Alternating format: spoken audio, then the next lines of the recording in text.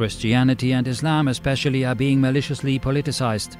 This triggers unspeakable crimes and hate campaigns. The political mismanagement of globalisation causes chaos across the globe, and equal citizenship rights are ignored by too many countries.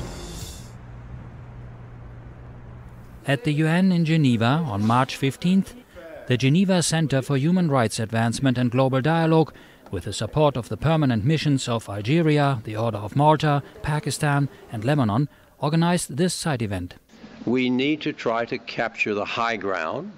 That means trying to recall these two great ancient religions, the teachings that both of us telling the same story of the creation of one humanity under one God. Theme of the panel: Islam and Christianity, the Great Convergence, working jointly towards equal citizenship rights.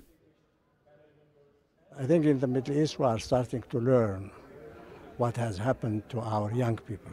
Some people are joining these groups because of misery, because of poverty, and some are joining because of their education has not been right.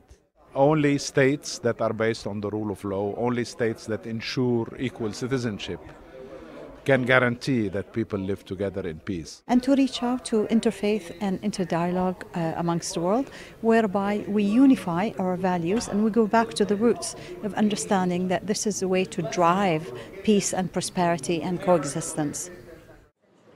The objective was to promote equality in citizenship rights by validating religious diversity. If we join our forces to promote equal citizenship rights, then perhaps we won't need to refer to minorities anymore. Religious minorities in particular will just become one of the features of diversity. We, by definition, work with Muslims, with all other religions, and for us it is extremely important to contribute, let's say, to the understanding amongst Muslims and Christians and also other religions, of course. Christianity and Islam represent nearly half of the world population and have a common starting point through their shared Abrahamic heritage. And there are so many things where they can go together rather than dividing. So the role of religion is bringing people together. To create that kind of peace and harmony between the followers rather than dividing them. By some differences. Contributing to interreligious dialogue is explicit in the Quran and also has been repeatedly reaffirmed by the Pontifical Council for Interreligious Dialogue. And there is indeed a convergence of the language. There's a convergence of the holy books so dynamically that we're discovering that some of the so-called heresies, such as, is Jesus the Son of God? Is Allah the God of the Bible?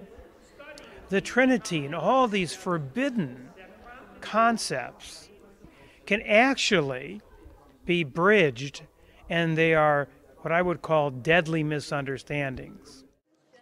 The primary outcome of this side event will be the adoption of an agenda for a world conference to be held on the same subject in the near future. This is our task, to counteract, but also to show that the true faith has another phase. We have to live together. I think, first of all, because we spoke with great honesty about the challenges we face, but also with great hope. And I think on occasions like this, we discover that we have much support to give each other. We encourage each other in a situation which some people think is hopeless. So I think it was a wonderful next step forward, and I'm very grateful to have been here.